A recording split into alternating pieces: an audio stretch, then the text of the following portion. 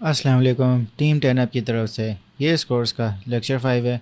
आप pen paper pencil अपने पास पकड़ लें ताकि आप इंपॉर्टेंट पॉइंट्स को नोट डाउन कर सकें। तो दोस्तों, इस लेक्चर में हम पैटर्न बेस्ड ट्रेडिंग को कवर करेंगे।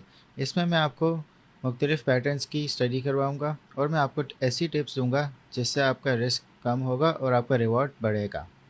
तो दोस्तों, जैसा आप देख सकते हो कि यहाँ पे मुख्तलिफ़ पैटर्न्स हैं, जैसे head and shoulders, rectangles, channels, flags, pennants, symmetrical triangle, ascending triangle, descending triangle, wedge continuation, wedge reversal, double top, double bottom, triple top, triple bottom.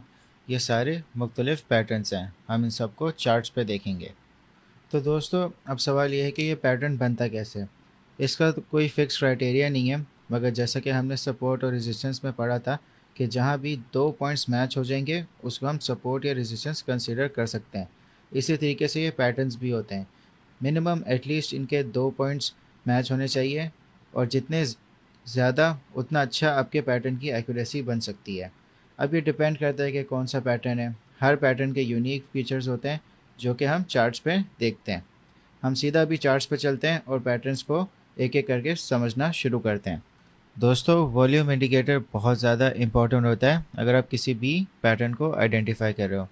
Volume indicator को टर्न ऑन करने का तरीका ये है कि आप इंडिकेटर्स के पैनल पे क्लिक करेंगे और सर्च में टाइप करें वॉल्यूम। तो आपके पास वॉल्यूम इंडिकेटर इस तरह ऑन हो जाएगा। तो दोस्तों, ये आपका वॉल्यूम इंडिकेटर है। बाय डिफ़ॉल्ट आपका ट्रेडिंग व्यू में ये आपको एक्टिव मिलेगा, और फ्री वर्जन में आप इसके साथ तीन और इंडिकेटर्स यूज़ कर सकते हो। तो आप जब भी कोई पैटर्न आइडेंटिफाई करो तो आप वॉल्यूम ज़रूर देखो। तो दोस्तों, आपने इन वॉल्यूम बार्स को कैसे रीड करना है। वॉल्यूम का मतलब होता है टोटल बाइंग और टोटल सेलिंग, कि कितनी ज़्यादा मार्केट में लोगों ने पार्टिसिपेशन की है बाइंग और सेलिंग में। जो वॉल्यूम का अच्छा टाइम फ्रेम आपने देखना है वो है 1 आवर, 4 आवर और डे। ये टाइम फ्रेम्स आपके बेस्ट हैं आपको वॉल्यूम बताने के लिए कि पार्टिसिपेशन किस तरह हो रही है लोगों की। तो दोस्तों, आपने इन बार्स में कंफ्यूज नहीं होना। ये जो बार्स हैं ये आपको टोटल बाइंग और सेलिंग बता रहे हैं। जैसा कि आप देख सकते हो कि ये वाली कैंडल है और इसमें जो इसका बार है वो कितना ज़्यादा बड़ा है, क्योंकि इसमें सेलिंग भी हुई है और बाइंग भी एक साथ हुई है। मगर आप अगर ये वाली आप प्राइस एक्शन देखो कि इसमें कितना एक अपवर्ड मूवमेंट आया है, मगर आप इसका वॉल्यूम देखो कि इसका वॉल्यूम इस प्रीवियस कैंडल से कितना कम था। तो इसका मतलब है कि यहाँ पे ज़्यादातर बाइंग हुई है, सेलिंग बहुत ही कम हुई है या ना होने के बराबर हुई है।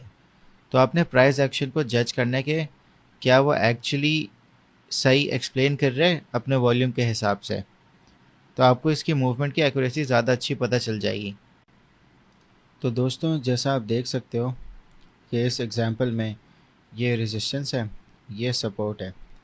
कि आप देख सकते हैं कि यहाँ पे रेजिस्टेंस मिली, फिर दोबारा मिली, फिर तीसरी बार मिली, फिर जब चौथी बार इसने ब्रेकआउट किया तो वो एक अनसक्सेसफुल ब्रेकआउट था। आप वॉल्यूम से देख के बता सकते हो कि आप देखोगे वॉल्यूम कितना कम है। तो दोस्तों, जब भी रेजिस्टेंस को ब्रेक अगर प्राइस एक्शन करेगा तो उसको हमेशा वॉल्यूम चाहिए होता है। अगर वो लो वॉल्यूम से ब्रेक कर रहा है तो इसका मतलब कि ये एक फेक आउट है। तो आप देख सकते हो कि किस तरह रिजेक्शन इसको मिली और ये वापस से डाउन ट्रेंड में चला गया। तो ये एक फेक ब्रेकआउट था।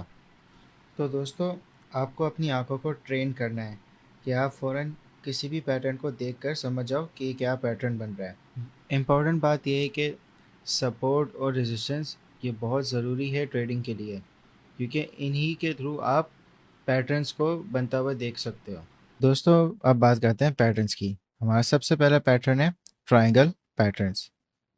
ट्रायंगल, जिसको नहीं पता, एक थ्री साइडेड फिगर होता है।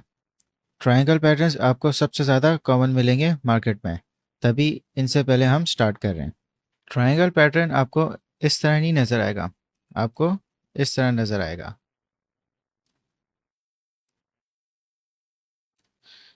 ये वाली साइड और ये वाली साइड, ये दो मेन साइड्स होंगी, और जो प्राइस एक्शन होगा वो आपको इस तरह होवर करता हुआ नज़र आएगा कि जो प्राइस एक्शन है वो आपका यहाँ से ब्रेकआउट करके अपवर्ड मूवमेंट ले सकता है या इस पैटर्न को ब्रेक करके डाउन ट्रेंड में आ सकता है।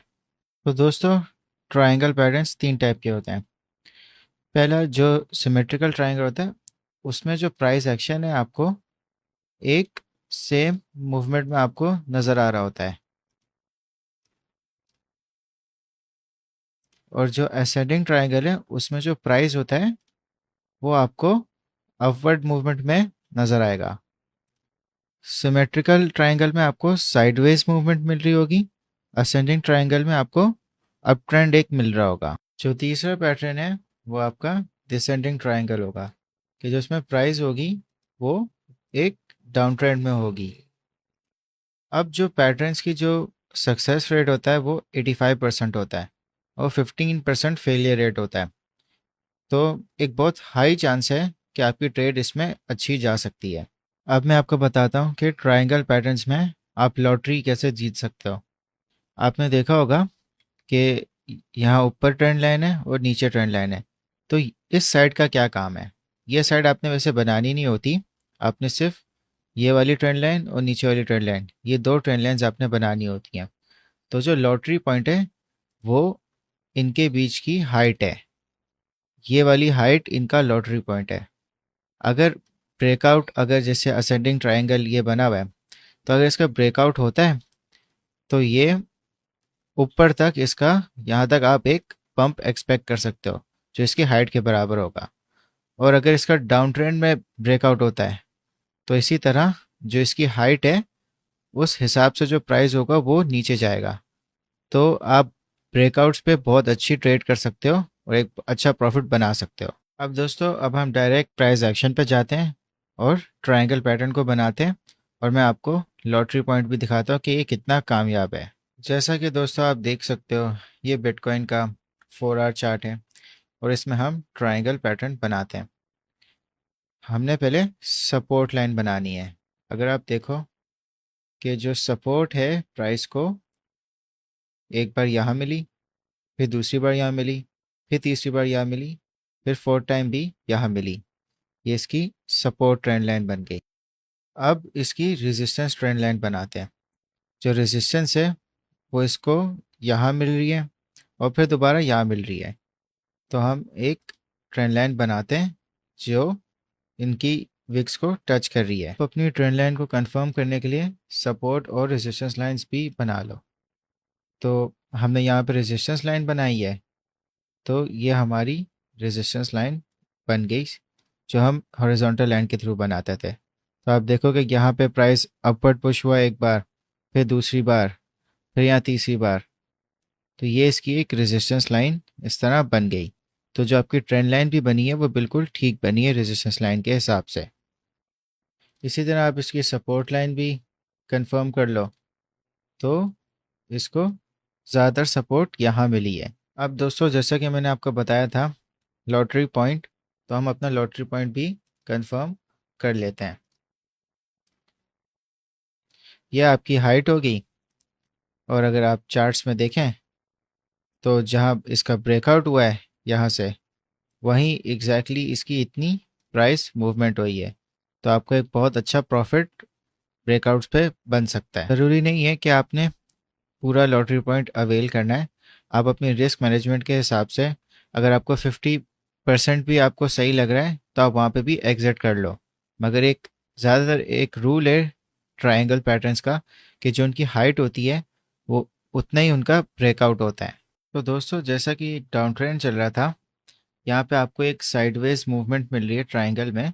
मगर आप जब भी ट्रायंगल बनाओ तो एक प्रीवियस ट्रेंड भी देख लो, और आप वॉल्यूम का इंडिकेटर भी लाजमी आप इस्तेमाल करो, ताकि आप देख सको कि प्राइस एक्शन में क्या एक्चुअल मूवमेंट हो रही है। अब जैसा कि आप वॉल्यूम को देखते हुए जो प्राइस एक्शन देख रहे हो, यहाँ पे इसकी एक पॉसिबल ब्रेकआउट का था, मगर आप वॉल्यूम तो देखो कि इसकी एक वॉल्यूम नहीं थी, तो ये फिर से वापस रिजेक्ट हो गया। फिर इसने दोबारा जब यहाँ पे ब्रेकआउट करने की कोशिश की, यहाँ पे भी इसको कुछ खास वॉल्यूम नहीं मिला, तो एक तरह से एक फेक आउट था। तो आप समझ जाना चाहिए आपको कि वॉल्यूम जब नहीं है और एक तरह से वैसे ही डाउन ट्रेंड चल रहा था, तो इसने मोस्ट लाइकली नीचे की तरफ ब्रेकआउट इसने हो जाना था। तो आप अपना जो शॉर्ट की पोजीशन है आप यहाँ खोल सकते थे। तो आपने प्राइस एक्शन, वॉल्यूम और प्रीवियस ट्रेंड इन सबको देखते हुए अपनी आपने ट्रेड करनी है। अब दोस्तों एक और पैटर्न देख लेते हैं तो ताकि आपको और बेहतर समझ आ जाए। तो दोस्तों ये USD JPY का चार्ट है। आप देख सकते हैं कि यहाँ पे एक असेंडिंग ट्रायंगल बन रहा है। अब ज़रूरी नहीं है कि आपने जो इसकी जो अपर ट्रेंड लाइन है उसको आपने नीचे वाली ट्रेंड लाइन की तरह इस तरह बनाना है। आप उसको हॉरिजॉन्टल लाइन बना सकते हैं जो रेजिस्टेंस लाइन होती है। तो आप देख सकते हैं कि यहाँ पे एक जो प्राइस एक्शन है उसने एक अपवर्ड मूवमेंट लिया है और जो इसका ब्रेकआउट था वो आप देख सकते हैं कि एग्जैक्टली इसकी हाइट के बराबर था। ज़रूरी नहीं है कि इसकी हाइट के बराबर ही होगा हमेशा, मगर ज़्यादा चांसेस होते हैं कि जो ट्रायंगल हाइट है उस हिसाब से ही ब्रेकआउट होए। देख सकते हैं कि कितनी बार ट्रायंगल ने से प्राइस ब्रेकआउट में आई, फिर रिजेक्शन मिली, फिर ब्रेकआउट में आई, फिर रिजेक्शन हुई और सपोर्ट उसने ले ली ट्रेंड लाइन की। फिर दोबारा इसने फिर फाइनली ब्रेकआउट कर लिया था यहाँ पे। दोस्तों आपको सबसे ज़्यादा इम्पोर्टेंट है कि आप प्राइस एक्शन की साइकोलॉजी समझे जो ट्रायंगल में हो रही है और अपना जो स्टॉप लॉस है, टेक प्रॉफिट, वो सपोर्ट और रेजिस्टेंस लेवल्स के हिसाब से लगाएं। तो दोस्तों अभी के लिए हमने सारे ट्रायंगल पैटर्न्स को कवर कर लिया है। नेक्स्ट वीडियो में हम और पैटर्न्स को कवर करेंगे। मैं आपको अब टास्क दे रहा हूँ, आप फॉरेक्स, स्टॉक या क्रिप्टो, आपको जो सिंबल समझ आ रहा है उसमें आप 3 ट्रायंगल चार्ट्स बना लें और उनके ब्रेकआउट जोन्स भी आइडेंटिफाई कर लें।